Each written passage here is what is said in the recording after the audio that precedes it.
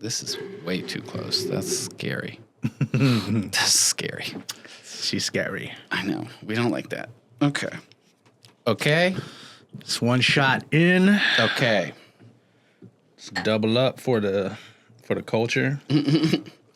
Let's just take care of this on the front end, just in case.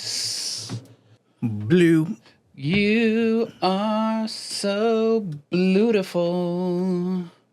Beautiful to not me. Bluification. All right, a little sip of a little. Salute. Salud. Okay. Motherfucking weak. Goddamn weak.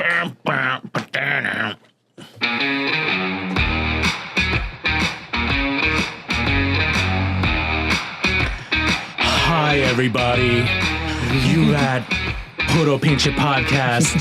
I'm your host, Rooster. Is that how we're talking this week? That's how we're talking this week because Oh my God. it's all fucked up. I mean, maybe I could be like Jennifer Coolidge. I see it. I want a hot dog real bad. Give me a couple of glizzies. The problem is hot dogs just went up 45%. Welcome, everybody. My name is Chibbi, and that is Rooster.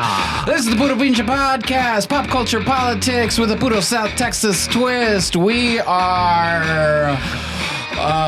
in the Oxford Dictionary. Oh, that's right. We are... in our cups. In our cups, in our fields, in our country. In debt. Let's go, people.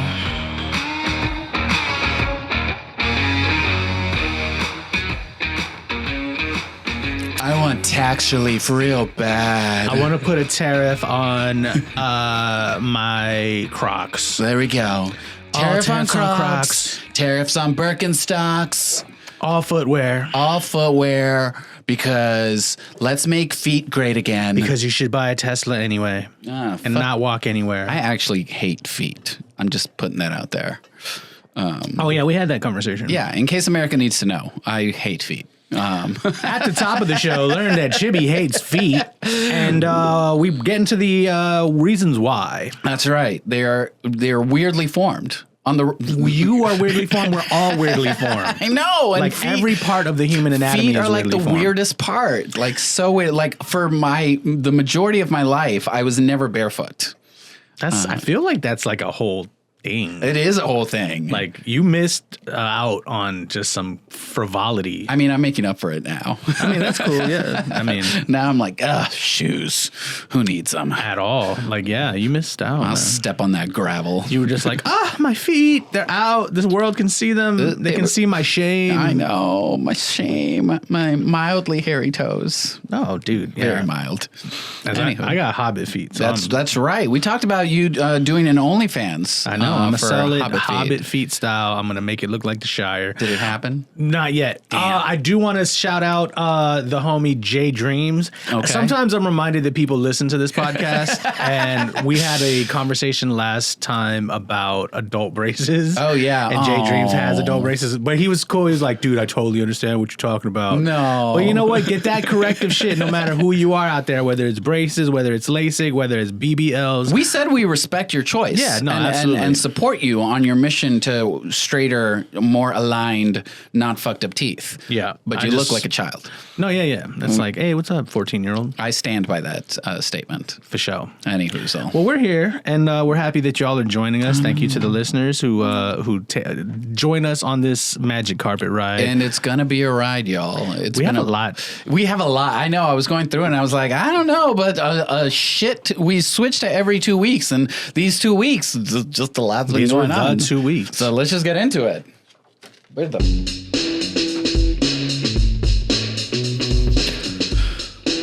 We like to kick off with a little segment to get the conversation going called Nope, You're Wrong. So, Rooster, what fighting words you bringing this week?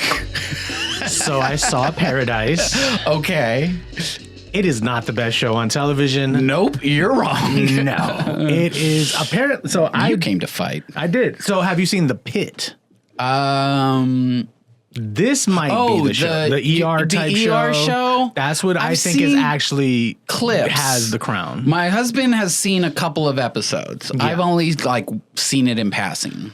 The way people are talking about it is that it is the most real to the field type of show. Yes, he said that as well. He did say that. And I'm always a fan of that. Okay. Paradise's problem to me is that it's doing so much. Like, they need to hire more actors. That's the problem with the show. Okay. And what I mean is, okay, let's just start at the top. The acting is superb. And there's a lot to love about it. Like, I'm not here to shit on Paradise that is streaming on Hulu. No, it's just, it doesn't have the crown. It just doesn't have the crown. Okay. The acting is superb, but there's like maybe 4 main characters. And then like 2 minor characters. But those 4 characters are doing so much lifting. They are. It's like, I forget her name, but the main kind of evil corporate chick. Yeah, the evil billionaire. Yeah, she's like evil Elon. She's in charge of the country. She's started this new world. Spoiler alert. Starting this new underground world. I wouldn't even call her evil Elon because she's doing it for good reasons, right? Yeah, but she's secretly the one in charge now. Yes, very much so. You have Sterling K. Brown, who is fantastic. Yes. And again, acting on another level, just across the board. Then you got the president, James Marsden. He's kind of a weak spot for me, and I wanted to love James Marsden because I love James Marsden. Yeah, he's okay. I don't know who he's trying to be. He's doing this almost like Bill Clinton impression, where he's like Southern and sort of like charming, halfway whimsical, and I just don't feel it. And with Sterling K. Brown character, it's like, okay, I get it. You got shot already saving the president. The president still taps you to be the main guy that he trusts in this underground world, the arc to save humanity. You're so close to the president. You have interpersonal fights with the president. Yeah. Your wife is dead and she died because of the president. Your child is kind of like going through that trauma of the wife is still there. No, the wife is dead. No, the wife is there. No, she died when they were leaving down to the thing. No. Yes. They're separated. No, her plane crashed. No. See, I got 3.5 episodes in because I was just like, all right, she's very much alive. I just love that they kill him off like in the first episode, and all you see of him is like backstory, flashbacks. I was really, the whole premise got me initially, and then the twist is good. I think it's an interesting twist, but it's just you're only 3 episodes in. There's more. I'm 3 episodes in. I'm kind of low key 3 episodes out. No, because I can't stand. Why can't we? So here's another. Have you seen Adolescence? No, but I have seen. That is some powerful shit. I mean, you can't spoil it, but don't spoil it. It really, really centers on, I think, a contemporary problem that's happening. Yeah. I think it really, acting, I'm not going to lie, it blows Paradise out of the water. Okay. All right. Everybody is throwing 190 miles an hour. I'll take your word for it. And it's only 4 episodes, so it's not a fair comparison. Great. No. Like, because it's only 4 episodes, like that's the whole season. Thank Jesus. I need more of that in my life, agree, which honestly. Is also why we finished Red Zero Day, which also is just limited series, and I'm like, oh, perfect. That's it. A whole complete story. Let us move on with our lives and watch something else. I don't need 12 seasons of something anymore. Until they reboot it, because in like 15 years, because nothing is original. Let's not. So that was my nope, you're wrong. In another one, I sent you this. I think we need to make European Americans a thing. You had sent me the clip. I sent you the clip, and here's the explanation for the listeners who may be like, what? We talk about Mexican Americans, right? And there's plenty of Mexican Americans who ain't never lived in Mexico. We talk about African Americans, right? The majority of African Americans in this country ain't never lived in Africa. We talk about Asian Americans, right? That's a whole continent. That's there's a whole swath of people that we refer to as continent or country they came from / Americans. A lot of whom don't even get along. I am tired of just letting white people get by as white people, as if like it's white people and everyone else, which to a certain extent it is. But I think, they are European Americans. The only Americans, I would say, are Native Americans. I'm only going to say nope, you're kind of wrong. Even Native Americans are Native Americans, right? Why do white people get to be white people? Or why do they get to be Americans? Let's say we're all Americans. I want to circle back to that. We're all Americans. Yes. They're European Americans. I think white people need a single word name. Okay. That also no. I think I got the answer. Okay. The answer is Gringo. Gringos. And that is the name. That is what we call them. Well, because it's like in Spanish we call them los estadounidenses. No, we don't. Well, in certain parts of the world they do. Where it's like you're an Estatian, or they just call them Yankees or something. Americanos. Gringos. Los gringos, los güeros. Right. I think gringos is the answer because gringos, it's similar to like white. It's similar to black. I think we have to figure out how to name ourselves in this mix. I know a lot of times we just say we're Mexican, and that's fine. Even though I've maybe spent a few days in Mexico, a couple of weeks, nothing really beyond that. I think gringo carries the, okay, that's who you are. Right. Because identification is important. Yeah. It just feels, the double standard is what gets to me, right? Because if you say European American, you think of someone who lived in Europe and now lives here, right? Someone that was Scandinavian or Italian and is now like living in the United States. Oh, that's a European American. But African Americans, Mexican Americans, Asian Americans, never mind that we've lived here our whole lives. Right. Categorized as. So. That's why I say gringo. Gringos. Because Gringos it is. The other thing I think we need to fix is indigenous and Native American. And or Native American. Fix because how? I agree with you. Native American people, I just think it's due to low literacy rates. People don't understand what native means.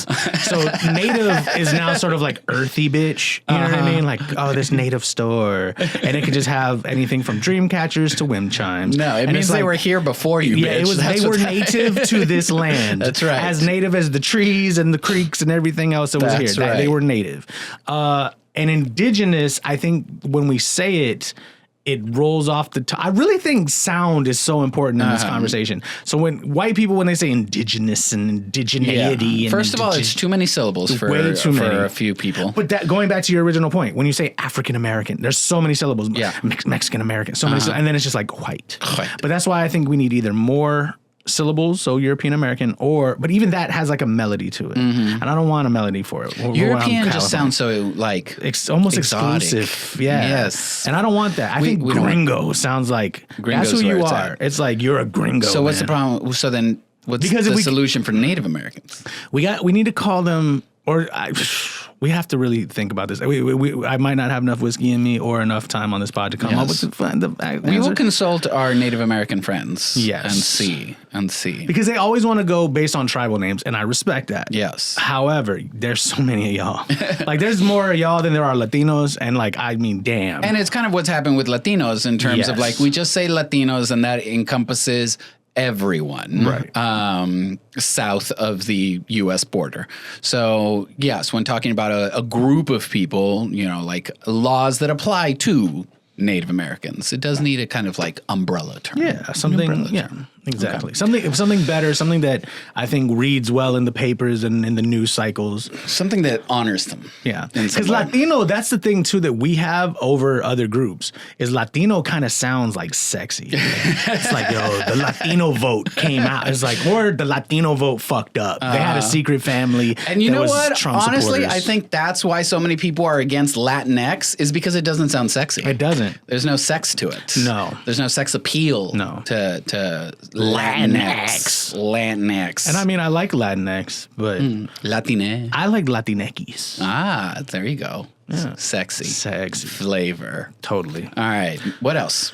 I sent you a video, I believe. You sent me a video. I can't look at it. Sure. It was at a bar/nightclub. Okay. Where yes, there was a whole dancing ensemble with fireworks and pyro, and it was booty twerking, Latinas booty twerking. Yes, with a boat of shots. What I assume are tequila shots. Yes. Okay. Bringing it to the table. They had music blasting. Everything was nuts. It's your birthday. I was really thinking about the cost of that, like how much you pay to order that round of shots. And it's probably in the ballpark of like $100 Probably. minimum. Yeah. And it's only like 7 shots. Sure. 6, 7, 8 shots, something like that. And it got me thinking to the larger problem that I think we're having. What are we tipping for? What are we paying for when we do these things? Something like that, right? Like, well, honestly, probably at that restaurant, there's a premium on all things, right? You know, a carne asada taco probably costs you like $25, right? Because you're paying for the ambiance, the experience, the Mexican folkloric art on the wall that they clearly got from Google, So Chat GPT, it's a whole indigenous art. It's a whole. Well, no, I've seen that Katrina specifically. All over the place. So it's a whole experience, right? The quality of the plates and all of that jazz. The booty shaking of the Latinas. So you're paying for it everywhere. It's not just that round of shots. But this is my point, though, to that is then why is it special? If we're paying for it everywhere. No. I mean, you're paying for it everywhere when you go there. Right? Like your drinks cost more, your food costs more. There's probably an automatic gratuity on parties over 4. Right? And that's my point. They're getting us, they're nickel and diming us about everything. And I'm not saying, I think this is my solution or my point for the nope, you're wrong, because this is where the argument happens. I think all bars and restaurants should do that. I think it should be an exclusive choice made by the manager. That's why they are the manager. So just like if you go to Applebee's and it's like, oh, it's my kid's birthday, can you sing him happy birthday? It's like, no. We're not going to fucking do this song and pony shit. But if Mayor Ron Nirenberg is out on his birthday, they might. Or they might do it if a celebrity's there. Or they might do it, like, I think this also goes back to my larger point that, like, America lacks culture, because if you can pay for everything, then nothing's special. Yeah. I mean, it is when you make it inaccessible by how much you pay for it. But I think, that's what makes it special. True, but it's like the Tesla So like point. going to Fiesta, Texas feels special because it costs like, I don't know how much it costs. I haven't been to Fiesta, Texas. Not that cheap. But still, not that expensive. It's not something that I'm doing on the regular, right? You literally could do it on the regular if you wanted to. I know, right? The season passes are like $50 or something. It's so cheap to go to Fiesta, Texas. But sushi, not that cheap. Considering how little food you get. I push back on that. You can get good HEB sushi. Oh yeah, but it's still like $10 a roll, and I gotta eat like 2 rolls. But if you go to Sushi Zushi, it's $20 a roll. Yeah, and because again, you're paying for everything else. But see, you're I think paying you're for making the my experience. point. But I think you're making my point for me. There are so many sushi restaurants now. Why is it not like Mexican food? Like that's super cheap. But it is. I disagree. They're charging you crazy amounts of money to pay for these things where it's like, no, there's this really great, what is it? Yellowfish? Yellowtail. Yellowtail right up the way. Yeah. One of those right down the way. I think it's Yellowtail. Where it very much is like, you're not going to a fancy Asian restaurant, okay? They got stools, they got tables, like it's very minimal. It used to be an ice cream parlor. Did it? Yeah, that's why it's so small. No. It used to be a drive-in ice cream It's parlor. really good. Oh, no, they're fantastic. It's really good. But it's still, like... But where's their overhead? Why am I paying $50 for a California roll? Are you paying $50 there? I mean, not there. That's what I'm saying, right? Yeah. So, like, if you want to go to sushi and feel fancy, then yeah, you're going to pay $18 for a roll. If you just want sushi and you don't really care about the experience of going to go eat sushi, then go to fucking yellowfin tail fish. I feel like we're kind of saying the same things, but we're coming at it from different ways. I feel like you're saying, and you're in agreement, like, no, like this makes sense. And I'm like, you're saying the same things I'm saying. I'm like, but it doesn't make sense because it's kind of like Kona Grill. Like when you go to Kona Grill, I think is the tip of the spear of what we're talking about. Okay. Which is, again, it's this place. Shout out to the people who go to Kona Grill for happy hour. Look, I love y'all in my heart. Actually, Kona Grill's happy hours, Kona Grill's happy hours were not bad considering what you would get. Yes. In terms of like your small bites and your drinks. Right. Kona Grill is hoping everyone comes there for the happy hour to then get drunk enough to stay past the happy hour where they really stick it to you. That's right. But that's some basic shit. It is. And that's why you're paying for the rest of it. No. If you don't want to pay for the rest of it, don't go there. What right? I'm saying is like that's why they have the happy hour at the cost it is, because that's the real cost of the shit. But then when it's not the happy hour, they're just lying to you. Exactly. And all this shit is lying to us. And I'm saying, why are we paying for the lie? It's not real. If I want to get delicious tacos for $10, I can go to the hole in the wall place down the street and get delicious tacos for $10. If I want to go to a fancy restaurant that's got, that doesn't give me like disposable cutlery, then I'm paying $18 for my tacos. But that's my choice. I think in that analogy, though, it's the difference between like why, and I just had this the other day. There's a place called Mia's Tacos, I think. It's off of 1604, and I want to say Bandera. Then definitely not. Yeah, I never go out there. No, for sure. It was because my parents were like, because they come in from another town, and that's like that's why they want something nice, something elevated. But when I ate there, it's it's not even better than no, I'm not saying street. The food is. I'm saying the atmosphere. That's what you're paying for. You're paying for the atmosphere. If you don't want to pay for the atmosphere, don't go there. As we're talking about tariffs, okay, and as we're talking about inflation, I think that's what I'm getting at. Is people got to recognize when people say like the cost of things are going up, like the quality is not going up. The actual it's not. The production is kind of not really even that value. Perfect example. In Laredo, we have Taco Palenque. Yes. Right? And then y'all got the nightclub version. There's also Palenque Grill. Yeah. It is the exact same fucking food. Right. Except at Palenque Grill, you're paying. Oh, we do now, right? Except over at La Cantera, I think. Yeah. Yeah. At Palenque Grill, you're paying 2 to 3 times as much. Why? Right. Because they're a real restaurant, right? They're not fast food. They've got chairs that weigh like solid wooden chairs, right? Yeah. So like that's the difference. And I'm not saying it's right or wrong. It is what it is. But you get to choose whether you're going to go eat at Taco Palenque or Palenque Grill. And I don't go to Palenque Grill. I'm saying it's wrong. Okay. Moving on.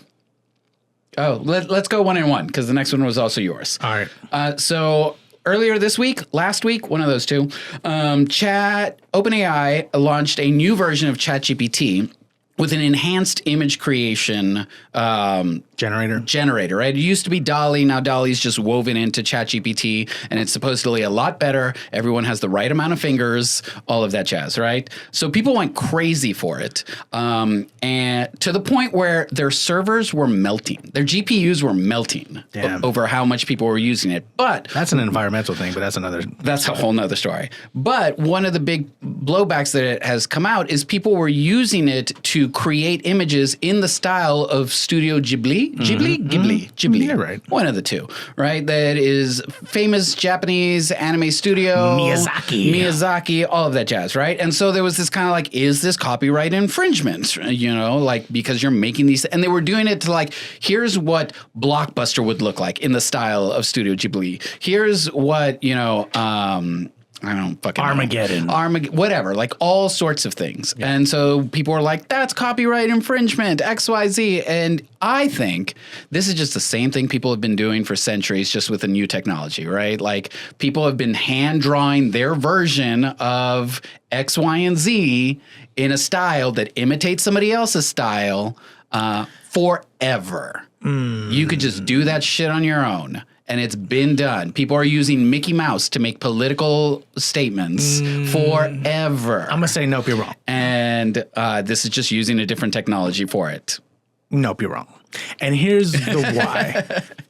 You are correct in that anyone who can draw can start doing Dragon Ball Z art. Yes. And then put their own spin on it. Yes. When we were young, they had those not Mickey Mouse, Bugs Bunny and Taj, where they were dressed like with the saggy pants and shit. And it was on a t-shirt and they were awesome. Yeah.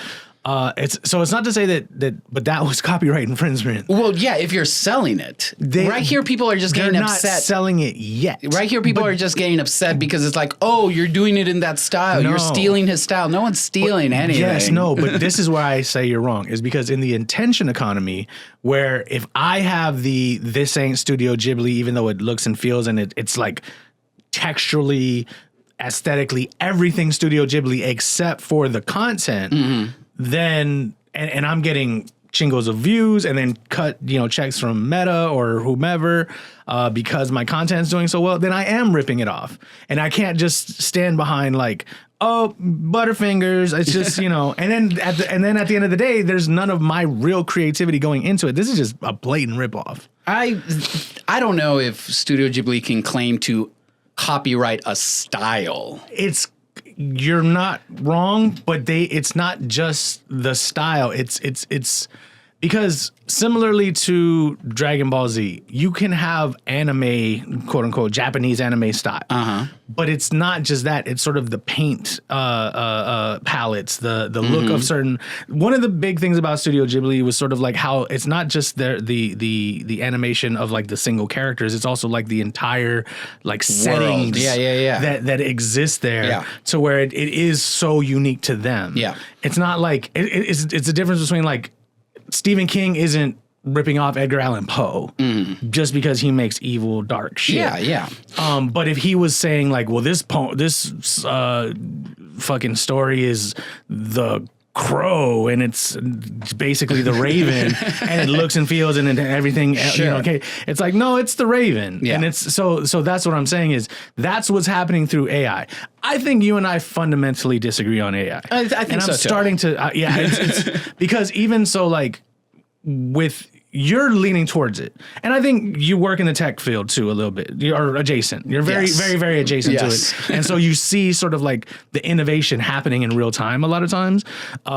Whereas I and most people who aren't in the tech world are just sort of at the moment of when it's like presented. Sure. And so I think we're kind of both like individuals on my side are sort of like, oh, this is cool. But then when it's not really thought out too much further than that, it's kind of like you were saying, they're melting servers, they are. and, which requires a lot more water, which turns this whole ecological thing. Yes, there's a whole environmental conversation to this. That's where this kind of really becomes a problem. And so as artificial intelligence gets better, and we have less work to do and it streamlines a lot of things, I think you lose personality, man. Maybe. And that actually ties into the statements that were put out by the current the original creator, the dad, the grandfather, Miyazaki. He's old, so he doesn't run the company anymore. But he has come out essentially calling AI an abomination, right? And despises it. His son is the one that runs the company, and his statement was not anti-AI. Sure. He didn't blatantly say that. He was more like, what they can't replicate is the stories that we create and the human elements that we infuse into our stories. So they can draw in our style all they want. It doesn't make it us, because what we do is much bigger than that. Kind of to your point, like it's not just the world building, right? But also the stories that they tell through that animation and the way that those stories resonate with their audiences. Right. Yeah. So Anyway. Last one. This was just a thought that I had because I was talking to some students recently. Yes, you're right. And it's not what you think it is.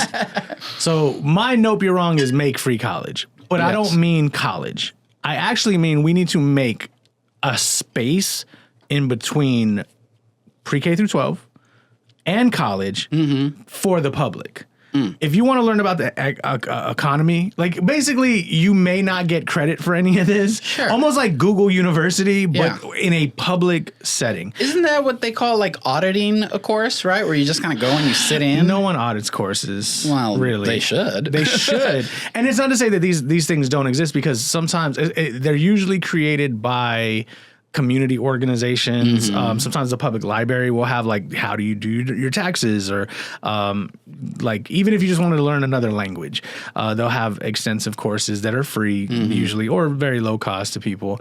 But I think we need to do a better job of educating the public in mass, almost like a war. And so this is, and maybe that's what I'm at, is like we need to go to war with ignorance. We go to war against like terrorism, yes, the drugs, war on ignorance. because it is Drop fucking bombs. bad. Drop books. Yes, exactly. Because it is so bad right now. It really is. So fucking bad. It really is. And I'm at this point now, and as I've been thinking about it, it's sort of just out of my own mind, like surreal, where I look at individuals that I have conversations with, and they'll look at you and they'll say like, well, where do you get your information from? I'm like, the entire field of study over here, the entire world of this. Right. And do you watch the Jubilee videos at all? Because this is kind of what sparked it. No, I don't know what that means. Jubilee on YouTube.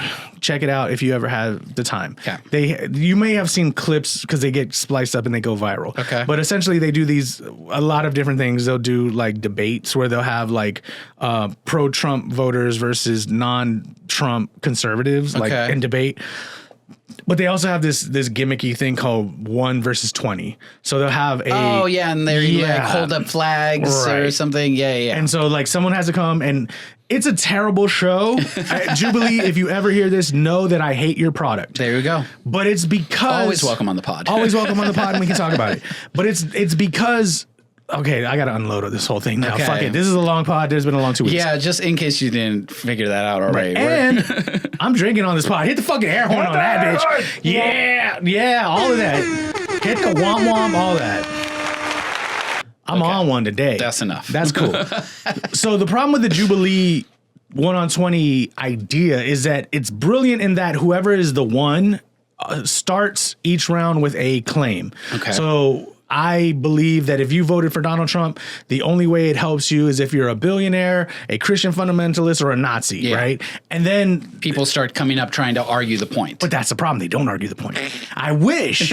But no, what they do it because they're most of the time they're not on a level. Yes. Educated. And so they come up and they're like, I want to talk about how you think this is that. And then so the person has to kind of start talking about other things, and they never really attack the claim, or very rarely do they attack the claim. So this is where this whole idea of like, we have to make education more great again. Or just not mega. Make education great again. Because the problem is I will always stand on the fact that I view education as liberation. It doesn't mean that like everything you learn is going to be for like your ultimate benefit. Like I know a lot of historical facts that I don't fucking use all the time. I just think it's interesting. I know a lot of pop culture facts too. And guess what? That shit ain't fucking saving my life either. But I think there is this disconnect between the value of education and the value of just sort of being a critical thinking person. And critical thinking does not mean being a contrarian, which is what I think is through the internet and through all these sort of YouTube personalities is the thought process. Sure. If I'm just against this, and that's because I'm thinking critically. It's like, no, you're just being a contrarian. So you're just being a dick. You're just being a dick. Yeah. And I want more people So we need learning. a 2-year program post 12th grade. Open for free. Where people where we can teach banned books. Where it's almost like that's what it is. It's like out of the and maybe it has to be out of the purview of the government. Yeah. Because fuck them. Yeah. And I think this is also an important distinction too. Come to my commune. Christian right-wing nationalists have their own schools. Yes. And they have this shit fully funded through y'all's fucking tithes. Yes. To literally indoctrinate students on bullshit, to think that dinosaurs weren't real, and this is why that the earth is flat because God created the fucking universe dome or over us and shit. And so it's this horrible thing that we have to fight back. It is a war against ignorance, and that's what I want to invent. I'm here for it. Let's do it. All right. Yeah, we're like 30 minutes in and we barely got through the first segment, so it's going to be a long one. But we are going to try and keep to 15 minutes for the bullshit. Just go. And so a lot happened. And so I subscribe to this newsletter called Tangle, and they did a really great job. I like Tangle. Yeah, Tangle's great. So I'm going to totally just steal what they used and repurpose it. I'm going to repurpose it because they did. Well, you gave credit, so that's cool. They took a week off for their spring break, and then when they came back, they were like, to say that a lot can happen in a week was an understatement. Here's everything that happened last week. So I'm going to run through everything that happened last week, and every like sentence or two to, I'll stop. Rooster, respond in like a sentence or less. So we'll try to keep this to 15 minutes to not harp on the bullshit. But in just 1 week, and this is just last week, we'll get to this week in a minute, the White House, fearing a narrow House majority after a few upcoming special elections, pulled the nominations of Representative Elise Stefanik to be UN ambassador. The administration also pulled its nomination of Dave Weldon to lead the Centers for Disease Control and Prevention and replaced him with Dr. Susan Monares. That's a weird, never heard that one before, a respective establishment choice. Smart move. Fascism is strong. There we go. The United States Agency for International Development, commonly known as USAID, was effectively dissolved with the entire organization reduced to just a dozen or so employees, and the Department of Homeland Security also gutted its civil rights team, and HHS, the Health and Human Services Secretary Robert F. Kennedy Jr., announced that 10,000 jobs would be cut. Breaking the system is not what you think it is. Go read a book. Meanwhile, the Senate confirmed Michael Kratsios to lead the White House's Office of Science and Technology Policy and confirmed Jay Bata. That's made up. That's not a real last name. And Marty what is with these weird last Always names? welcome on the pod, y'all. White people to National Institutes of Health and Food and Drug Administration posts, respectively. Then Dr. Peter Marks, a top vaccine official at the FDA, resigned, citing that Robert F. Kennedy Jr.'s misinformation and lack of transparency.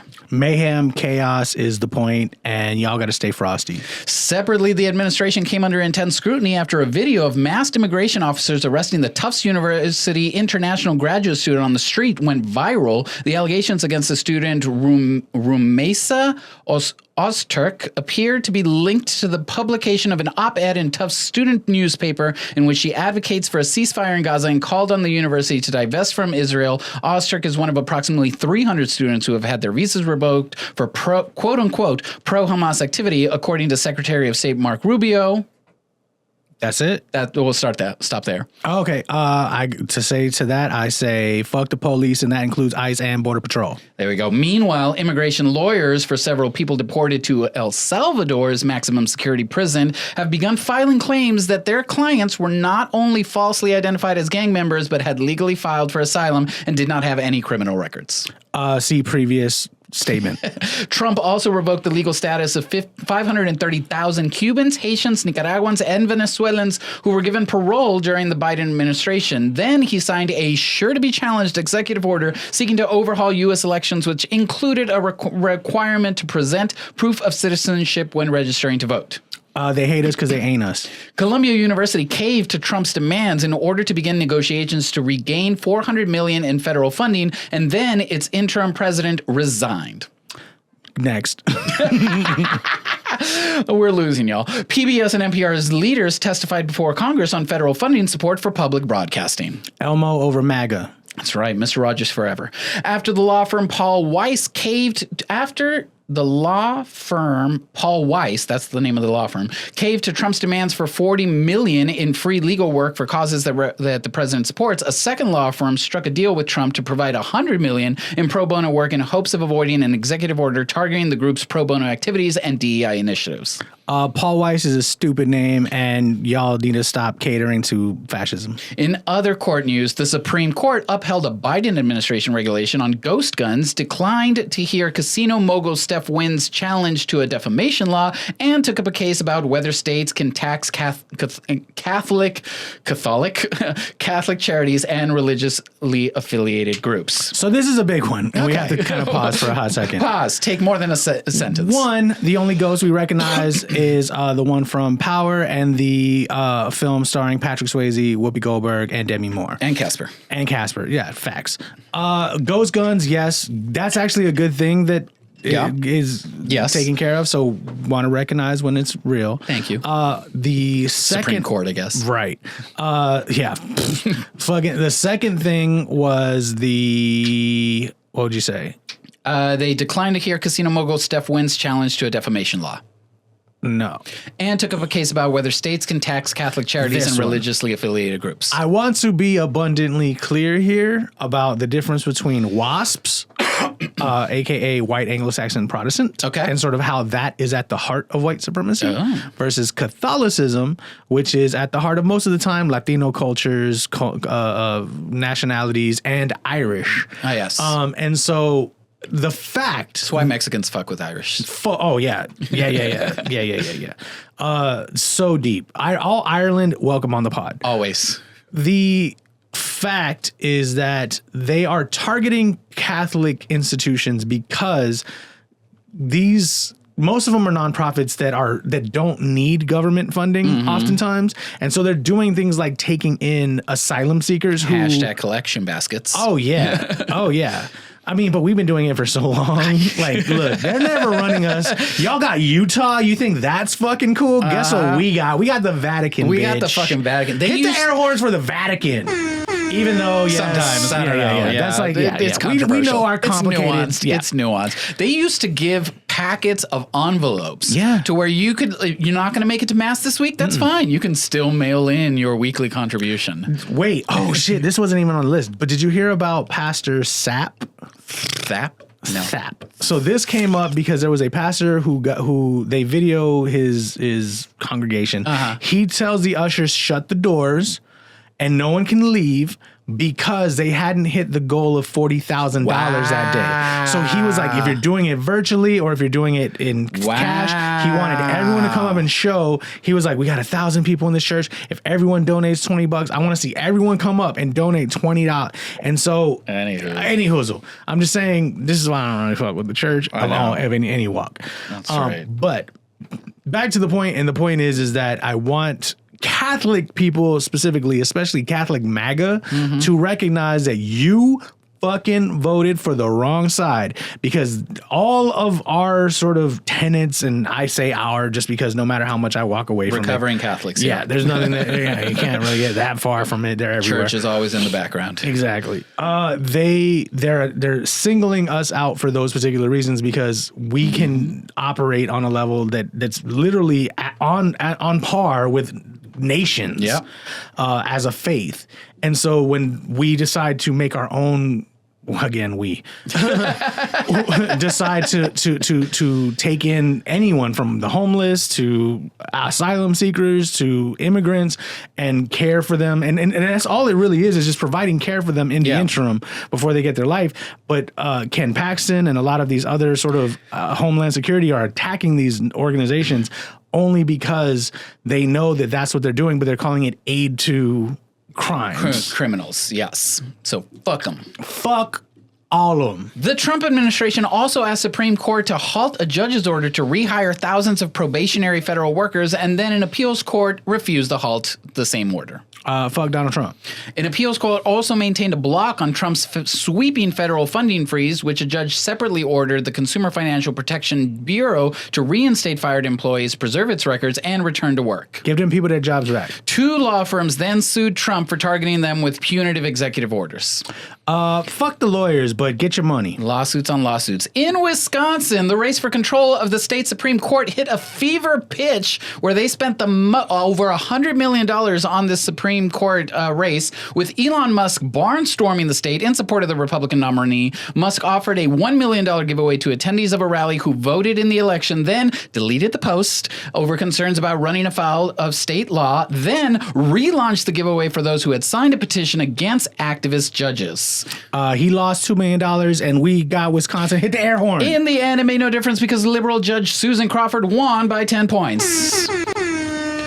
Go fuck yourself, Elon. In a surprising turn of evil foolery, Musk also announced the sale of his social media platform X to his own artificial intelligence startup XAI for $33 million in an all-stock option. Scams on scams on scams, people. Meanwhile, Democrats won a Pennsylvania state Senate seat while Republicans are going on defense in Trump-heavy Florida district hosting a special congressional election, which they won, but not as big as they thought they were going to win. Florida's still crazy. Stop smoking bath salts. With all this going on, erratic economic developments have continued. Trump announced new auto tariffs and major trade war escalations, while egg prices fell precipitously amid a sudden drop in bird flu cases and an increase in egg imports. Global stocks continue to slump on the threat of tariffs, which this is last week's news. We'll get to this week. And Goldman Sachs raised the odds of a recession to 35%, while U.S. home sales rose unexpectedly in February. We'll talk about this in a bit. Mighty big news. A key consumer confidence index slid to a 12-year low, while Trump's net favorability ratings hit an all-time high, and the percentage of Americans saying the country was on the right track reached 45%, the second highest since 2009. Please make that make sense. The country likes being racist.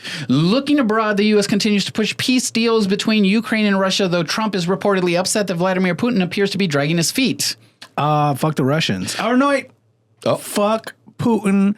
All y'all Russians, if y'all happen to hear this podcast, know that we love you. We saw Nora. Yeah, we get down with a handful, or like it's a complicated thing out there. It is. You know what? Viva Russia. I hope that y'all one day, like we're soon gonna do, because the whiskey's talking. Yeah.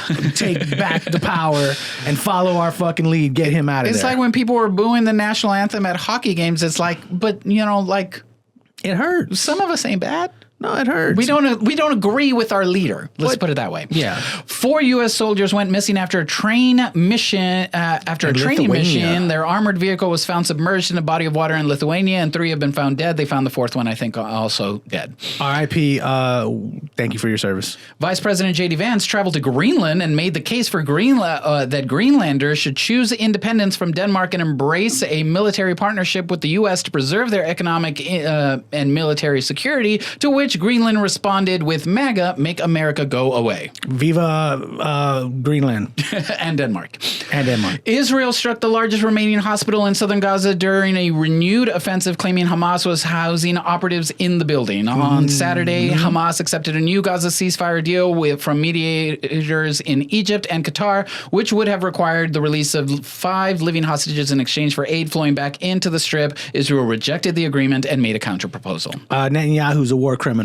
Elsewhere, South Korea's Prime Minister Han Duck-soo was reinstated as acting president after his impeachment was overturned. Sudan's army was accused of killing hundreds in an airstrike on a market in Darfur, and a Japanese court dissolved the controversial unification church. Fuck genocide everywhere. Han Duck-soo sounds like an amazing Chinese dish. Y'all, that was just last week. Yeah. But look at us covering ground, man. We're on it. Thank you to Tangle for that mighty insightful recap.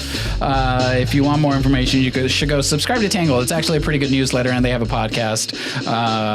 But that was last week. We're going to try and cover what happened this week while not getting too deep into the bullshit. But that's going to be our mighty big news. But first, in case you missed it, just because we talked about it as the mighty big news on our first episode, Hooters. So apparently, I learned some more information about this bankruptcy that they are filing. Apparently, it is because consumer confidence in titties is down. That's not true, because Twin Peaks continues to rise.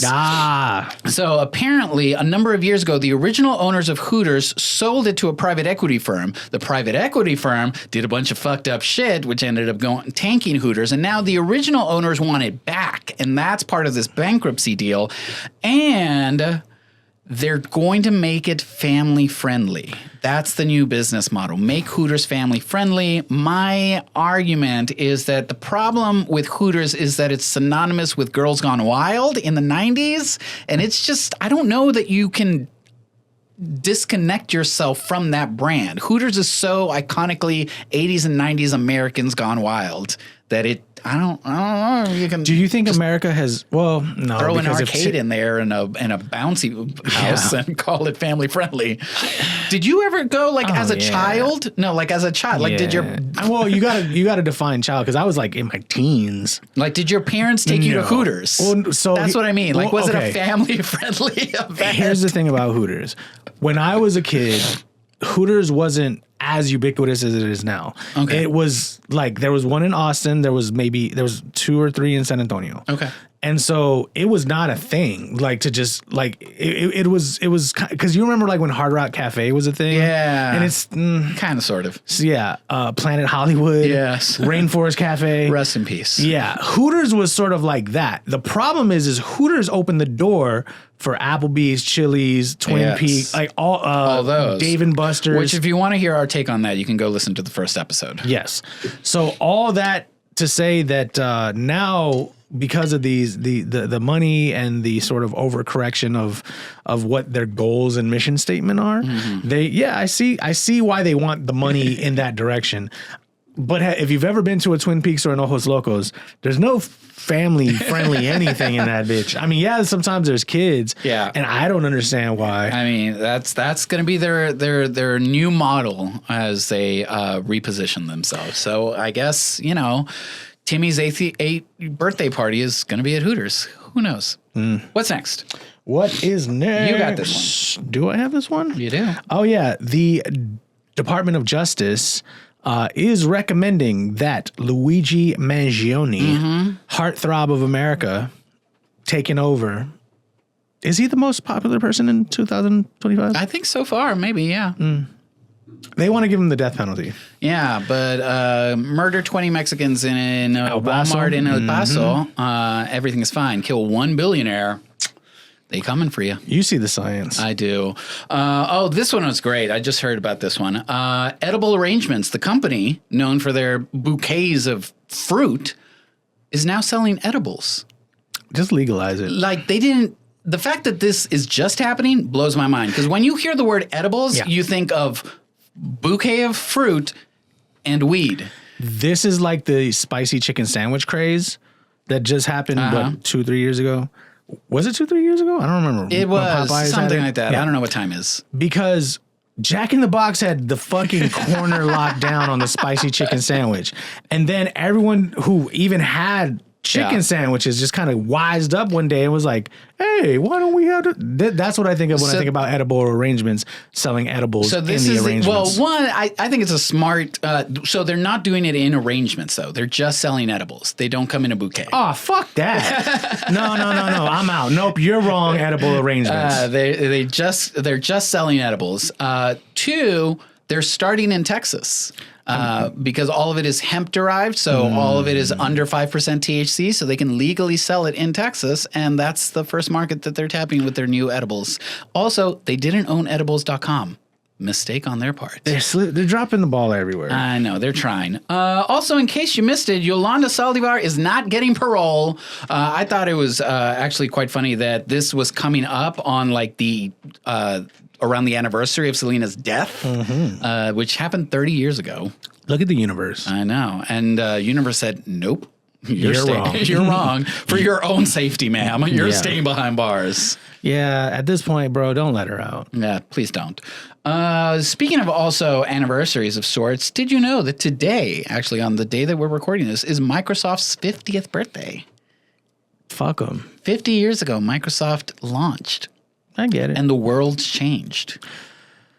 Are you still ever really like taken aback at how much technology has just dominated the world? Every once in a while. It's like a moment, like the subliminal. Kind of every time that I have to help my parents with some form of technology, I'm like, you're supposed to be smarter than me. Like this moment of like, oh, that's right. Like this little thing called a smartphone didn't come out until like you were in your like 50s and 60s. Like you thought it was a fad. You lived your whole life without, the advanced technology that we now are surrounded by, which I think is interesting. For sure. Okay. Still me. Sorry, I just threw a bunch of stuff in here. It's good. WrestleMania is happening in 2 weeks. How do you feel? We'll be recording right before it happens. Shout out to the core. That's right. The core was like, here's some tea for when you record after WrestleMania. I'm like, we're actually recording before WrestleMania. I'm so sorry.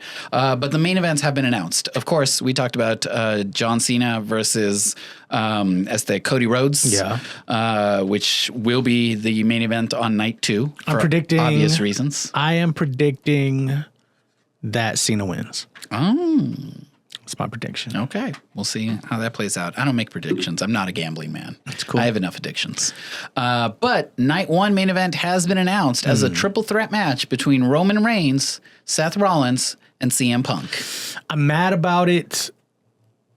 I predict Punk wins. It's going to be pretty. I predict that Seth Rollins and Roman Reigns basically tear each other apart, and then CM Punk just kind of swoops in. I feel like they're going Even though they all hate each other on epic proportions. I think at some point in the match, Seth Rollins and Roman are going to like reunite as the Shield, and then CM Punk is just going to have to like by the skin of his teeth win. Yeah. It's going to be a good match. Yeah. Moving on. You put this one. Speaking of WWE. Yeah, that's kind of... Is Rhea Ripley... She's still in WrestleMania. No, it's Bianca Belair, right? Yeah, she lost. And then Rhea Ripley had a rematch with Io Sky for her title this past Monday on Raw with Bianca Belair as the guest referee. And both Io and Bianca ended up hitting... Io and Rhea ended up hitting Bianca, and she was just like, it's a double disqualification. Makes sense. So as of now, it's still Bianca. I think they're going to set that up Io. for a triple threat, though. I think so, too. That might happen. Like. And then, of course, we've got main event Jey Uso versus Gunther, who will not be main eventing at WrestleMania because Roman Reigns, CM Punk, and Seth Rollins elevated. Speaking of the WWE, Linda McMahon is making Raw is War against the Department of Education that she's at the helm of. So there was a email message sent out to all K through 12 schools that they need to send documentation and signatures certifying that they are going to comply with some anti-DEI new guidelines or risk losing funding. Now, the big problem with that is why can't they just say black and brown people already? Well, even more to that point, they're specifically targeting what are called Title I schools. Do you know what Title I is? Yeah, they're the ones that receive funding because they serve marginalized or underrepresented communities. Yes, usually socioeconomically disadvantaged communities and usually black and brown people. So those are the ones who, first and foremost, they are attacking with this move. And I'm just going to say it. Smells like racism. Smells like racism. Looks like racism. Sounds like racism. Must be racism. Also, I just found out about this today. You know what NaNoWriMo is? National Write Your Ass Off. National Novel Writing Month. Oh, yeah. I thought that was in November. Yes, it is in November. Apparently, it's also a nonprofit. Good for them. Well, they're going under. Bad for them. Due to lack of funding. Yeah, I see the signs. So there was some it was also bad on their part. There was some controversies where they came out in favor of AI as a tool to write novels because they said it helped lower class and disabled people. Well, you agree, right? No. What? Wait. You don't agree with that? I mean... You just said Studio Ghibli could get ripped off to hell, and you're like, hey, some kid with dyslexia can't use ChatGPT to start their novel. You can use it the way that like it's been used before in terms of like corrections and things like that. But there was also a response of like people that were of lower economic class and people that were disabled being like, I've been writing novels just fine. You know, sure, some of them. Yeah. But see, this is also the problem with writing. In my opinion, is it's like everyone who can do it already loves to be like, well, what's the problem? We can do it. It's like, yeah, but you fail to realize there are a lot of people who still can't. Yeah, like, you know, they caught a lot of flack for this. I don't know where I stand on the issue. I'm gonna say I'm very much anti-AI, so. That's where I stand on it, but I just think it's fascinating. Yeah. And lastly, in case you missed it, I don't know how you could have. I sent this to Rooster last Sunday thinking it was just going to be like a little blip on the radar, and it turned into what could have been the mighty, mighty big news this year, but we don't really want to harp on it. Signalgate happened, wherein a number of very high people in the government, in the defense, and we talking about Secretary of Defense, head of J.D. Vance, Homeland Security or something, the vice president, had a group chat on Signal where they accidentally somehow invited the editor-in-chief of The Atlantic to it and discussed attack plans that were going to happen in why am I blanking on the name? Oh, Syria. No. Attack plans in Syria? Syria? Or Yemen. Yemen. There you go. I was like, that's not right. Yemen. And that turned into a whole thing where they just doubled down and tripled down on their, like, nothing to see here. We did nothing wrong. Apparently thinking that they can act with impunity instead of, honestly, it would have all blown over if somebody had just been like, my bad. Butterfingers. Did something wrong. So sorry. Won't happen again. And it's still going on. Because why this almost was the mighty big news is because Signal is such a hackable text, like, to say the least. It might as well be Slack. And so the fact that they're sharing all this top secret information that thankfully the writer and editor at The Atlantic was like, no, I got receipts, and shared with the world, no matter how much they try to deny it. Yeah, it's not just that they got Butterfingers here, but how much more shit are they back channeling and not through official servers, which get documented because you are supposed to document all this, everything that you do for Congress, for the American people. That's literally an accountability measure. What's hysterical to me is that they literally were like, but Hillary's emails. Like, are you fucking kidding me? That was 15 years ago. Mm-hmm. Calm the fuck down. And it's been... And she lost. And how long has it been since she's even been in office? But they're still Hillary Clinton. And it's like, yo, stop. Yeah, no, like I keep saying there's going to be a reckoning. And I think that segues into what we're going to next, which is the mighty big news. So... Because I think it starts here. Yes. With what's going on. The brink of economic collapse? Big time. So... Not to get too deep in the weeds over tariffs, which is what we're talking about today. I kind of actually want this to be more conversational. Yeah. I have questions more than anything. Okay. So if there's any listener of our podcast who for some reason doesn't stay up on the news, which would be fascinating, because if you're getting your news from us, that's a fucking problem. You probably drink as much as Rooster does. Yes. So I was going to say that I think some of the questions I have is Trump, who cared so much about the stock market, now not caring? Question mark. Why do you think that is? The other question is, do you think this is by design or by dumbassery? And then my third question is, if it is by design or dumbassery, what is the end game? Yeah.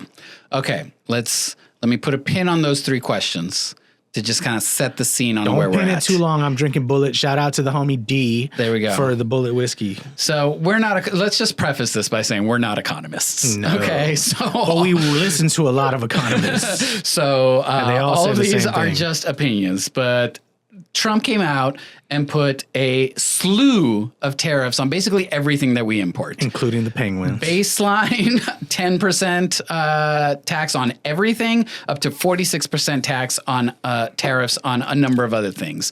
Tariff is just another fancy word for tax, all right? And usually those taxes are passed on to the consumers, ourselves included. So when he says that it's about protecting American jobs and fixing our trade deficit, I think it's bullshit, because it's just going to make things a lot harder. So people are freaking out because, yes, the stock market has fucking crumbled. It's tanking bad. Tanked. I think the Dow Jones fell by over 5%. Trillions of dollars have been lost. Yeah, 5% doesn't sound like a lot until you realize that it's 5% of 25 trillion. Like, it's a lot of fucking money that just disappeared, essentially. Also, there's been a number of stores like Target, Walmart, AutoZone, basically saying prices are going to go up, y'all. Nothing we can do about it. Most auto manufacturers are saying you're gonna pay more for a car. And the fact that even even Mitch McConnell is like, bro, chill. He joined 3 other Republicans to strike down tariffs on Canada, being like, I need you to stop, right? And I think it's and most of these countries are our allies. Yeah. And I think it's interesting that him and Rand Paul, the 2 senators from Kentucky, joined, allegedly more independent, moderate Republicans like Susan Collins and Murkowski, I think it was. Yeah. Because Kentucky makes whiskey.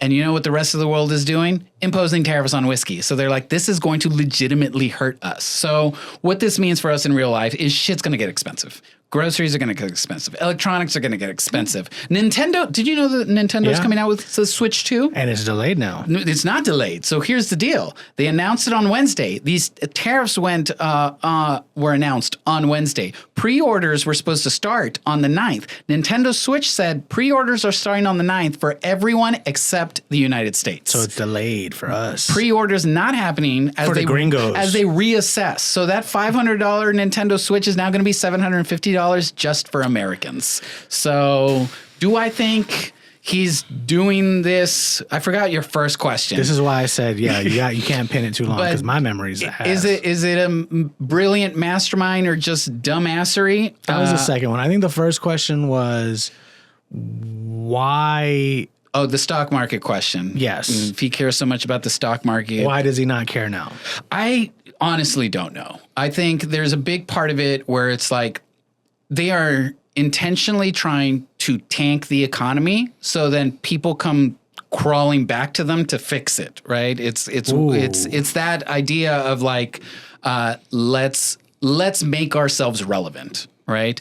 Let's make it to where we create a problem and now we're your only savior for it, so you need us. You can't get rid of us because we're the ones that are going to fix it. The interesting thing about these tariffs is that there's talk around this just being a negotiation strategy. The idea is to bring other countries to the table to try and get a better deal rather than actually imposing these tariffs, right? So it's a big kind of, it's all talk is the sound mind argument of this. What I think might end up happening is he ends up shooting himself in the foot. But again, this goes back to like he wants people coming to grovel to him, right? Because tech stocks specifically, falling like crazy. Apple had its biggest loss since 2020. Nvidia down, Google down, Microsoft down, like all of these like really big, Meta down, right? So now what's going to happen is you're going to have countries coming being like, oh, don't do this, let's talk. And you're going to have these tech oligarchs that they think they have Trump in their pocket being like, ooh, you're hurting us. Please don't do this. And so all roads point to, but you need me now. I think he's trying to stay relevant, and creating mass chaos makes him more relevant because then he is needed to undo the bullshit that he did. Okay. So second question. Do you think it's by design or by dumbassery? Both. There's a little bit of both. You mentioned the penguins earlier. Penguins. He plays 10%. Always welcome on the pod. Always. He plays 10% tariffs on islands that have a population of 0. And penguins for days. And what was later unearthed is that this list of where to tariff and how much to tariff was created by AI, and it was not fact-checked when it was released. And I may have to fact-check this. That's the dumbassery part of it. Right. I may have to fact-check this, but I, to date, don't know for certain. But I'm pretty sure penguins do not manufacture anything. Like they don't do rocks? They don't have textiles. I had a feeling they did something with rocks. Don't they stack rocks into cute little pyramids? They do have their own economy. Yes, of rocks. But they don't have, they don't produce anything. They don't produce anything. Being tariffed. Except adorable babies. Except cuteness. Oh my God. Always welcome on the pod. So there's that level of dumbassery. Again, I think it might be by design because of how much. It's like when the drunk uncle is like, hey, let me take over the prayer at Thanksgiving. You're like, yo, don't let Frank do that. A little bit, but I think it's more along the lines. Baby Jesus. I think it's more along the lines of like, yeah, let me create a problem that only I can fix. So then you need me. So it feels a little bit like that. And I do think that So you think that's the end game? I think yes. I think the idea is to destabilize this country to the point where, like, because he's already floated the idea of like a third term might be possible. Don't know yet. We're looking into it. To where if he destabilizes things enough, it might be like, no, you can't leave. You're the only one that can fix this because you're the one that fucking caused it. You're literally the system. Yeah. Yeah. So quite possible. I think one thing I want to, a little nugget of advice for a little penguin, if you will, of advice. A beaver nugget. For the Democrats. One, start putting penguins on everything. Please. T-shirts. We'll do it. Kamala 2028. I'm there. Penguin shirt. Let's go. Yes. Cory Booker with a penguin. Penguin him out. Please. Number two, we need to stop fighting against MAGA republicanism, fascism, white Christian nationalism at their level, and we have to do it on the Seth Rogen level. Okay. And this is what I mean. Please. They got Joe Rogan, we got Seth Rogen. So what you got to do is you got to A, get high. Get high. B, you got to start attacking them with slogans that are just like snarkier and better. Because one thing I fucking hate is when Democrats are like, we're gonna make blank better again. You mentioned this before, yeah. So we need to, this is my slogan. That's not a thing. Okay. Tariffs are going to make us that's stronger. Not a thing. Yeah. Tariffs are going to make us stronger than any other economy in the world. That's not a thing. That's brilliant, actually. I've seen so many like congressional hearings where like you've got these MAGA Republicans like questioning these experts in the field, and the experts in the field are like, I don't even know how to respond to you because that's not a thing. Like, just start hitting them with that left and right. Like, anytime Trump is out here saying there's trans athletes out there who are destroying the athletic dreams of, thousands of other athletes. It's not a thing. That's not a thing. Oh my God, I'm stealing that. Shout out to the haters that come through in the comments section of our TikToks. Oh, they do? Oh, so hard. Thank God. So hard. So many haters on TikTok. It's like one person commented like, y'all are gay. And I'm like, that's not the insult you think it is, first of all. And no, you're gay. And then on the trans athletes of it all, it's like, I think they mentioned something like 40 men now hold the world record in women's sports. And I'm like, that's not true. Like, it's not a thing, bro. It's not a thing. Make America Great is not a thing. Or like 400 men have now won women's competitions. And I'm like, that's not true. Because the other thing, when Robert F. Kennedy's like, well, actually, we're going to send... Robert F. Kennedy is such a fucking chode. He's sending, like, B-12 shots to West Texas as the fucking... measles outbreak some more. In case you hadn't heard, now children are being hospitalized not just for measles, but for vitamin A toxicity, because this dumbass has been saying vitamin A is going to cure measles, so give your children a ton of vitamin A. That's not a thing. It's not a thing, y'all. I like this. I like where this is going. What I'm saying? The snark. Bring it back. You are so much better than whoever Verbo hired to do their marketing. You give me whiskey and a microphone, I can make magic. That's all I can say. So the question is, are these tariffs making you feel more protected or just more broke? Yeah.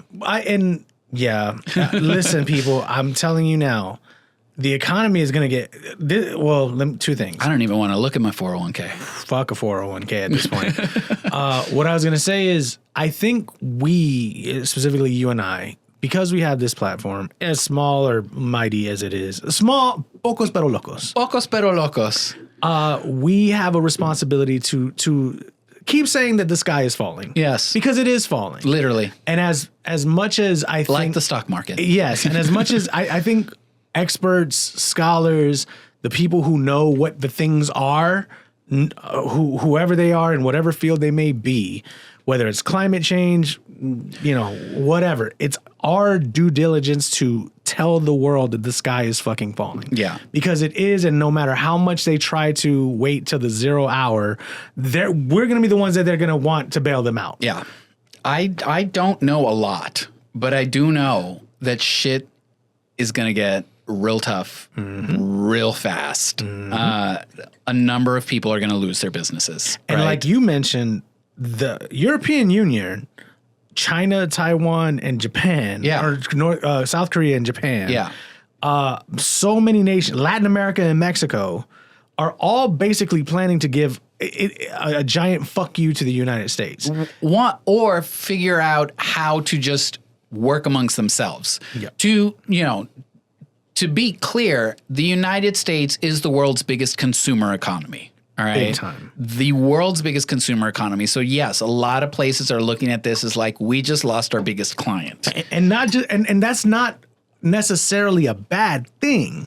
Like, that's why we have such cheap products compared to other countries. Temu, gone. Forget that. Because that's the other thing. Besides the tariffs, he also did away with, don't know what the ruling was, but essentially it allowed anything under $800 in value to arrive from China tax-free. And that's why you got sites like Temu or artists on Etsy or a number of things where like they can send stuff to this country without being taxed out the ass and they can sell it for cheap. That's gone essentially. Overhead's a thing. Yeah. So many American companies that employ American workers that are run by Americans do have to outsource because it's cheaper to make it elsewhere and they can't afford to make it here and sell it for an affordable price. And they're doing this hater ass immigration fucking sweep that's, I don't know if you saw it in the news, but Florida is now proposing to lower the age of workers to 14 years old. They can work overnight shifts on a school night. And now I might have said it on the pod in the past because I'd be thinking the same things because that's how life goes. But I think if you're working a job, you have a W-2 filled out, you should be allowed to vote. Because fuck it, you can't have a 14-year-old working anything, a 16-year-old working anything for up to 4 years, and they don't have a say in this system. That's right. Fuck that shit. This Taxation country without representation. That's what this country was founded on, and now you're trying to make more of that. I think we're in for a hard place. Texas specifically is going to be a bit fucked. Super. You know, import export is one of the major economies here in Texas. There's a lot of auto manufacturing that happens here in Texas. There's a lot, even all the oil production. Why do you think it happens here? Yeah. Because we're so close in proximity to Mexico. And it's easier to import. Now, that being said, Mexico and Canada were excluded from this list, but the 25%. They have their own. Yeah, exactly. They're 25% still kind of on the table, still apparently a negotiation tactic. You know who was excluded though, right? Russia. Oh yeah, that part. Just saying. That part. It's cute. It's cute the way that we're gay on TikTok, but Trump is out here mouthing Putin's asshole. Hard. There was, and not to kink shame because mouthing an asshole is a thing. If you're into it, it's politically is whack. It's weird. I did see this one meme that was like, I can't wait for the future where this is a question on a children's history test and it's not a trick question where it was like, which of these did Trump not impose tariffs on? China, Russia, Europe, penguins. Yeah. And the answer is Russia. Yeah. Well, I think that's all we got for the Mighty Mighty Big News. Cooked. Well, that's our job. We cooked. Hold on to the edges of your gowns, ladies, because we're going through hell. I really might get TikTok only because I'm so curious on the comments. That's hilarious. They're starting to come through on Instagram. I saw one. Yeah. Someone was like, puro pinche mierda. And I was like, yeah, we out here. I'm like, thanks for the views, y'all. It's not even just that. I think Keep them coming. Yeah, like, it's. I just laugh. I literally just laugh. Yeah. Most of the time. No, that's fantastic. Let's end on a joyful note because I think we need it. And actually, we have quite a bit of. There's a lot of bad, a lot of joy, yin and yang, motherfuckers. So, in a quick hit of dopamine, Cory Booker breaks the record for the longest speech on the Senate floor, going 25 hours and 6 minutes. How long do you think you could last? not that long. The icing on the cake was that the previous record holder was Strom Thurmond, who was filibustering the Civil Rights Act. So the fact that a black man broke the record of a racist is just icing on the cake. Strom Thurmond, always welcome on the pod. I know you dead, but still come back. Come back so we can fucking punch you in the face. Strom was good. No, he was filibustering the Civil Rights Act. You were thinking of someone completely. I was thinking of Thurgood Marshall. Yes, Thurgood Marshall. I know you did. I was like, you welcome. Yeah, we'll punch Strom in the face. Now, I will say this: did it accomplish anything? I don't know. Right? It wasn't even actually a filibuster because he wasn't like trying to boycott a bill that was being passed. Democrats he was just need some kind boycotting. of a win. I will say that though. I think what this does is a kind of like hype. Yeah. Right? Cory Booker can be the hype man for the Democratic Party all day long. Do I think she should run for president? I don't know. So give me a number. What? Give me a number. Oh, for how long? Yeah. I would last? I think you got a solid 18. Maybe, yeah. I once hosted a 6-hour open mic. So I think I could make it past 12. I think for sure. Yeah. We see the big problem is bathroom breaks. Yeah. Because I don't know. I'm spoiled. Diaper on me. Oh. Put a diaper on me. You think Cory had a diaper? He said he didn't. But he could be lying. He came out and talked about like how he prepped for this and how he stopped eating a full like 24 hours before. Smart move. And minimized his like water drinking, like small little sips. He just took coffee, a bunch of vitamins no caffeine, before. Right? He didn't even undo his tie. He did not. And he stood resolute. The part where the internet always wins is where they had like side-by-side clips of Cory Booker talking about the fuck shit that's happening during his, and then Ted Cruz reading fucking Dr. Seuss, right? Some people actually have a fucking point and a reason for doing the things they do, and some people are just slime bags. So shout out to Cory Booker. Also, in a bit of good news, I put this in here. A Texas judge has ruled that drag shows are protected by the First Amendment.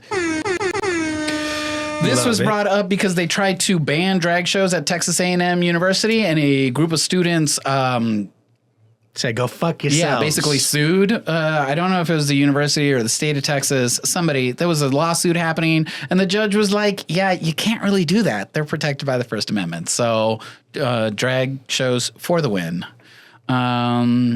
Did you put this on here? Did I put this on here? What is it? Tesla. Oh, yeah, I put that on there. Tesla sales are hitting some record lows. That's right. Their lowest levels in 3 years. How do you feel about the Tesla targeting that's happening? Not the prank ones, because we did talk a little bit about that. We did. Where it's like people are projecting images on the back of Cybertrucks. Yeah. But now there are actual Tesla drivers who are afraid because on the highway, and shout out to Dom, she makes it a point to throw the middle finger at anyone in a Tesla. And now they're just going like, what? And it's like, no, go fuck yourself. So I think I'm of two minds of this. Because one, up until very recently, Teslas were very much embraced by left-leaning people because of the environmental consciousness of it. We didn't really know how big of a douchebag Elon Musk was. He was a quiet man. He was a quiet douchebag. He kind of stayed in the background, and there were questions, right? But also, it's like, but this product is really good, and it's moving us forward to a greener, cleaner environment, right? So I am in favor of this company, I think it's Texas-based, that is making bumper stickers that said, I bought this before I knew Elon was an asshole. Please let us know, right? Get yours, Tesla owners, or get fucked. Yeah, if you were, didn't jump on the bandwagon after he went full MAGA, which whole conspiracy theory there that maybe we'll get into next week. Oh. Why he wears like a black MAGA hat, and, it's a whole thing. Oligarchs, here we come. So I feel bad for those people because also they can't even offload their Teslas anymore. Like no dealerships don't want to buy them. Nobody wants Teslas. So if you have one, you can't even get rid of it if you're trying to. That's free market capitalism, which they claim to love. Yeah. Well, some of them, again, a lot of them were left leaning. Well, that's the problem with free market capitalism is that's the fact is they're always saying like, we want the markets to just do what they do and people to make billions and blah, blah, blah, until it's against you. And that's why fucking the thing I love, whatever, about Elon Musk was when he had the gall and audacity to come out with a chainsaw and like just be parading it around that he's chopping people's livelihoods and jobs out from under them. Yep. But then the second Teslas are under attack, he's out here on Fox News crying like a biatch. Yeah. Like, I don't know why people don't have empathy for me. You know what? The same thing he said when he bought X and shit. Yeah. And it was like, I want people to go fuck themselves. Fuck you. That's right. Did you see Tim Walz's clapback? Yeah. I don't remember what his clapback was, but it was pretty epic. Yeah. Walls. Always welcome on the pod. Yeah, we're here for you, Walls. Come through Texas. You know, we'll get you on here. This is the platform you want to be on. Fuck the Texas Standard. Actually, no. And don't. fuck the I love people in our Texas TikTok Standard. comments, man. Clip that up and put it on there. Make it like 2 seconds. There we go. Fuck the people on our TikTok comments. But keep watching us. Lastly, you put this on here. What's it say? Latino Life Oh, is yeah. Oxford official way. We're official in a motherfucker. We are officially us. Officially. Puro Puro. is in the Oxford Dictionary. It got a whole Spanglish makeover, you say. Yes, they did. So the Oxford Dictionary went on ahead and has officially codified some major Spanish slangs, words, etc. into their dictionary. Like what? Such as güey, Güey. primo, prima, órale, chilango, naco, pinche, barbacoa, elote, comal, frijoles, refritos, torta, which I think is just a sandwich, not tortas that we still love, and torta is always welcome on the pod. Always. Boricuas, cubanos, and perreo. Perreo. Puro pinche perreo. So we're very happy for that. Hit the fucking air horn because pinche is in the Oxford Dictionary. That's right. There were other things that were adopted from other languages. I remember seeing the headline, but I don't remember what they were. So if you want to go look them up, I can't help you here. But yeah, plenty to celebrate. Lots of good stuff that's also happening around the places. And the last thing you put on, I don't think this is a bright spot, but go ahead. I put 2 things on. I forgot about that. Scroll down. I don't know. I mean, is it? You tell me. The Final Four are coming to San Antonio this weekend. Pitbull is performing tonight. Who else is going to be T-Pain, here? I believe. T-Pain going to be here. Doechii. Doechii going to be here. That's a big deal. Yeah. I mean, it's if you're into it, absolutely. If you're a gambler, absolutely. Is it just the men's or both the men's and the women's? I believe it's just the men's. Okay. Which shout out to UT for making it to the finals. Sure, look at you doing your research on the sports. I listen to the Texas Standard. There you go. All right. Shout out to the Texas Standard. Fuck We yeah. follow Texas teams. This is just more or less an alert, San Antonio. Like if I could make your phones buzz, I would. Stay the fuck out of downtown if you absolutely can. Don't even drive in that little mini loop around downtown if you can. It's gonna be insanity. I can't. I won't. It's already bad. Is it? Yeah, it's bad. I have to go down there tomorrow. I have to go down to St. Mary's tomorrow. Wait. Oh, the St. Mary's Strip? Yeah. Oh, you'll be fine. That'll be fine. That's far enough. Yeah, that's far enough. That's like 5 blocks outside of downtown. Yeah. But yeah, it's gonna be crazy. Don't even take an Uber. Do the park and ride, y'all. The Via Metro system is awesome. That might be a stretch, but take everything's gonna be expensive. Yeah, it's happening in San Antonio. Speaking of perreo, it's happening. And then lastly, I just put this on earlier today. Science has proven that Mexican food is the most serotonin boosting cuisine. Okay, we knew it. Avocados and frijoles have this chemical that boosts serotonin. I didn't write down the chemical. It's called ganas. Also, chiles produce endorphins, which make you happy. That's right. To quote the iconic line from Breaking Bad, Legally Blonde. Oh. Exercise produces endorphins. Endorphins make you happy. happy people just don't kill their husbands. I was going to quote Breaking Bad, which is, yeah, science, bitch. Yeah, science, bitch.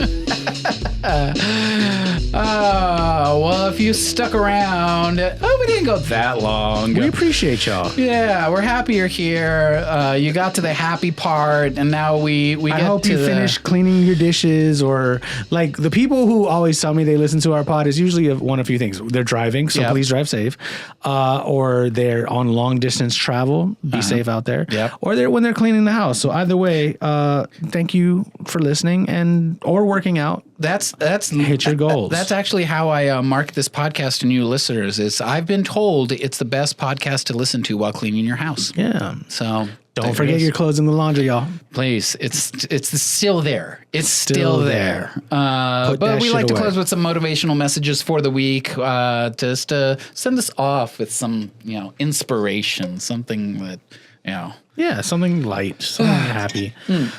So I'll go first. Sure. My words of inspiration are to change doesn't always have to be a complete teardown. No. You can change by degrees. And so when you look at your life, not just simply as I'm going in one direction, but I'm going in multiple directions, whether it's in your personal life, whether it's in your occupational life, whether it's in your family life, whether it's in your spiritual life, like all and more. You can absolutely decide, well, I need a little bit more of this. I need a little less of that. I need to recalibrate things like a ship in the ocean. Because when you just change it by enough degrees, next thing you know, you're going in a completely different direction. That's but right. You're not just turning all the way around and breaking it all down. Don't do that. No. So changing by degrees, like when you set the volume just right, like on the knobs of a stereo, and now you're coming in high fidelity, baby. That's right. You feel the bass, but it's not tearing up your speakers. But you're really enjoying the Mars Volta now. That's right. The treble is there without being pingy. Getting the full experience. Exactly. Change Feel it by degrees. Feel it in your soul. I like that.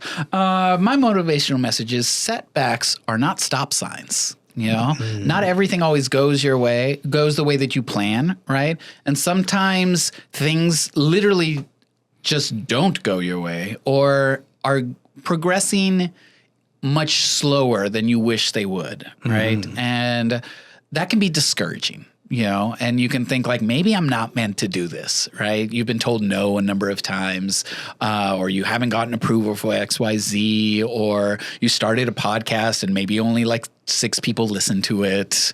Hey, look, only 6 people listened to us at one point in time. Now 7 people do. Exactly. All right. Setbacks are not stop signs. So keep doing it, right? And random strangers are calling us gay. To be fair, everyone calls me gay. That's true. Sometimes these setbacks are really an opportunity to kind of like check your expectations, and see what it is that you're really aiming towards. Might be a moment to refocus on the vision. Sometimes you don't need all of it at once. Exactly. Because you're Sometimes really you not, can't handle it at once. That's exactly where I was going. Yeah. You can't. Oh my God. I totally forgot to mention that your girl, Chappelle Roan, is under fire. Oh yeah. No, we'll save that for next time. It might be old news by then. But yeah. Check your expectations, refocus on the vision, make sure that you're still aligned and heading in the direction you want to go, and then watch out for that self-sabotage, because that will be so real when things aren't going as fast as you want them or the way that you want them. You'll start to question yourself and be like, am I worthy? Am I worthy? Am I worthy? And you are, motherfucker. You are. Tear down the goddamn system. Make the Final Four. That does it for us, though. But thank you all so much. If you're, hopefully you've completed your cleaning. If not, you got to find another podcast to listen to, or you need to go and listen to our old podcast, or you need to go listen to the other podcast on the Gemini's Productions That's Network. what I was going to say. We got solutions for you. There's a number of them. First of all, we got underrated favorites, movies you might have missed, hosted by the one and only Rooster and Neek. So if you're into movies, go check that out. We just launched Get Deep with Deborah Deep Mouton. Yeah. Not going to help you finish cleaning because the episodes are only 3 to 5 minutes long, but it's just a quick mordidita of wisdom. And it's National Poetry Month, y'all. There's 4 seasons of words and shit. Go listen. Go listen to some of your favorite poets, discover new poets, and walk away feeling inspired. All wherever you get your podcasts and now on YouTube. Rooster, if they want to find you, where can they do that? Apparently on TikTok, so go to TikTok and follow us. Where can they find you? They can find me on the gram at Gemini's, GEMINEYES, and you can find Gemini's Productions on the gram and on TikTok. Get out there, follow. If you enjoy, like, subscribe, rate, review, share. Let the world know that you're Puro, Pinche, Heroin up in this hoe. Buy some merch. Mm-hmm. That's right. We got cute shirts. We got mugs. We got booty shorts, beanies, a number of hoodies. Even though it's now 95 degrees in San Antonio again, I'm so here for it. Anywho. Until next time. Stay safe out there.